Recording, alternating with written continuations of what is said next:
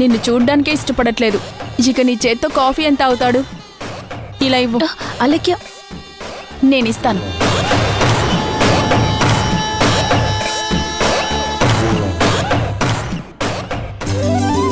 వదినా తీసుకోండి. అత్తయ్య తీసుకోండి. బావా మాధవ్ తీసుకో.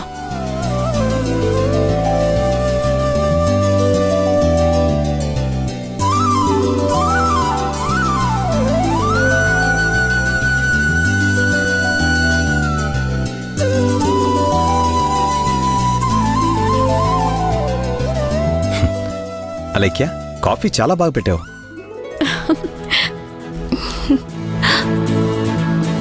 ఏంటి, దీనికి కాఫీ పెట్టడం కూడా వచ్చా? ఎప్పుడూ చూడలేదే.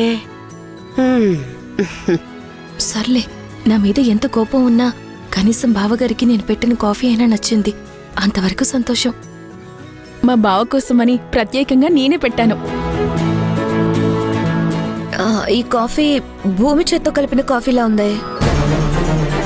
చూసావా బావా, కాఫీ నేను పెట్టినా కూడా భూమి పెట్టినట్టుంది అంటుంది మీ అక్క. అంతే, ఏం చేసినా భూమి తప్ప ఇంకెవ్వరూ చేయలేరు ఇంట్లో. భూమి పెట్టినట్టుందన్నాను కానీ నువ్వు పెట్టలేదు అనలేదు. లేదు లేక, తను కాఫీ బాగా పెడుతుంది. తను పెట్టకుండా నేనే పెట్టానని ఎందుకు చెప్తుంది? లేదులేరా, నేనేదో మామూలుగా అన్నాను.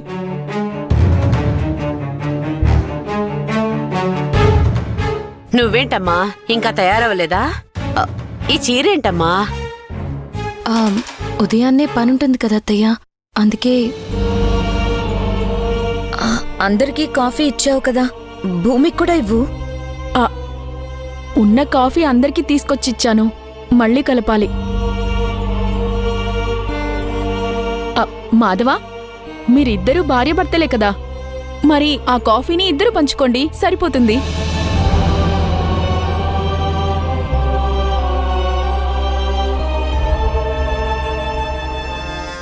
ఇప్పుడేం చేస్తారో చూడాలి. అందరి ముందు యాక్ట్ చేయడం కాదు.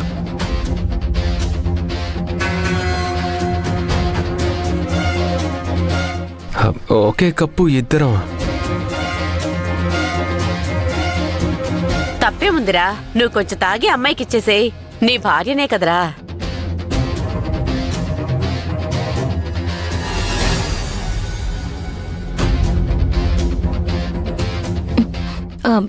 మాధవ, ఏంటి అలా చూస్తున్నావు? అలాగే మళ్ళీ కలపడం ఎందుకు? మనిద్దరం కలిసి తాగుదాంలే.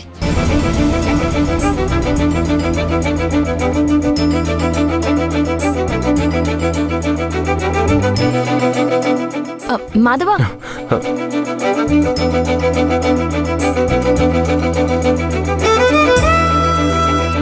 ఎందుకు? నా భర్త ఎంగిలి తాగడంలో తప్పేమీ లేదులే. నువ్వు తాగి నాకివ్వు, నేను తాగుతాను.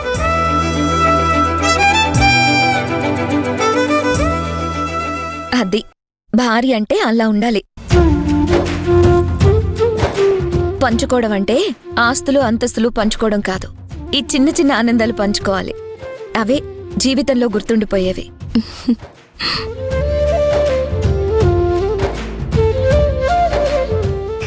తాగడానికి నువ్వు సిద్ధపడినా వాడెంగిల్ నీకు ఇవ్వడానికి వాడికి సిగ్గులే అమ్మా. ఆ సాసర్లో పోసుకొని తాగు. సరే, ఇవ్వండి.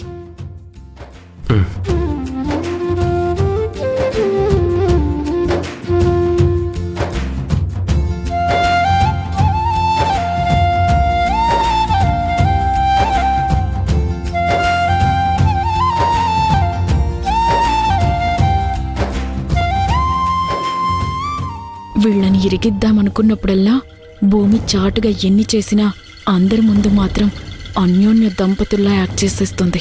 చెప్తా, దొరక్కపోవు భూమి. సరేరా, బయలుదేరదామా? ఇంకా అలాగే అన్నయ్య. వెళ్ళొస్తావమ్మా? జాగ్రత్తగా వెళ్ళండిరా. అలాగే వెళ్ళొస్తా.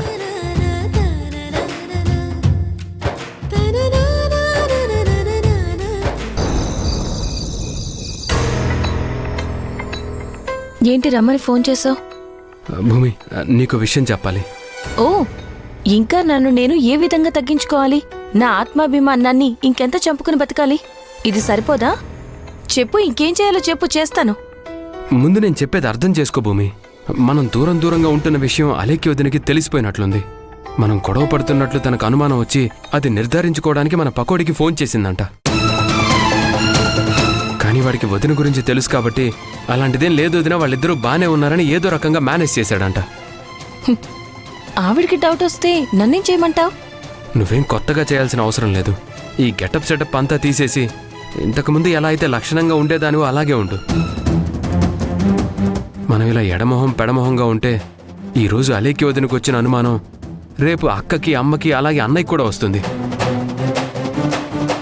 అదే కనుక జరిగితే ఈ ఇంట్లో ఎవరికీ ప్రశాంతతే ఉండదు. ఈ కుటుంబం గురించి ఆలోచించి నీ పంతం తగ్గించుకో భూమి. నా మీద ఎంత కోపం ఉన్నా సరే 4 గోడల మధ్య చూపించు. నలుగురికి అనుమానం వచ్చేలా ప్రవర్తించుకో ప్లీజ్. అన్నీ వదిలేసి ఉండమని చెప్పి నువ్వే ఇప్పుడు మళ్ళీ మార్చుకోమని చెప్తే ఎలా? అంతా నీ ఇష్టమేనా? నువ్వు ఎలా కీ ఇస్తే అలా తిరగడానికి నేనేమీ బొమ్మని కాను. నన్ను నేను మార్చుకోను, ఇలాగే ఉంటాను.